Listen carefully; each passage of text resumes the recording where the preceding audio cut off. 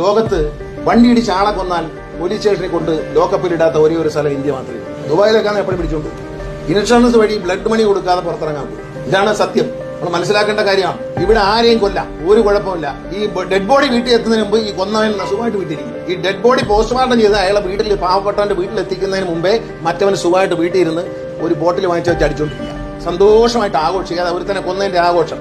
ഇതാണ് നമ്മുടെ നാട്ടിലേക്ക്. അത് പറ്റില്ല, അത് പാടില്ല. നിലവാരം കുറഞ്ഞൊരു ലൈസൻസ് കൊടുക്കണമെന്ന് വാദിക്കുന്ന ആളുകൾ നമ്മളെ തന്നെയാണ് തോൽപ്പിക്കുന്ന മലയാളി മനസ്സിലാണ്. പല കാര്യങ്ങളിലും നല്ല ലൈസൻസ്, നമ്മുടെ മക്കളാണ്, ജീവിതമാണ് ഈ റോഡിൽ പൊലിയുന്നത്, നമ്മുടെ സഹോദരിമാരുടെ ജീവനാണ് റോഡിൽ പൊലിയുന്നത്. ഈ ജയിപ്പിച്ചത് കൊണ്ട് നിങ്ങൾക്ക് ശമ്പള വർധനവും ഗ്രാറ്റുവിറ്റി ഒന്നുമില്ലല്ലോ. തോൽപ്പിച്ചുകൊണ്ട് ശമ്പളം കുറയത്തുമില്ല, ഒന്നും പോകത്തുമില്ല. കൃത്യമായി അറിയാവുന്നവരെ മാത്രമേ ജയിപ്പിക്കാനുള്ളത് മോട്ടോർ വെഹിക്കിൾ ഉദ്യോഗസ്ഥന്മാരെ ഞാൻ അഭ്യർത്ഥിക്കുകയാണ്.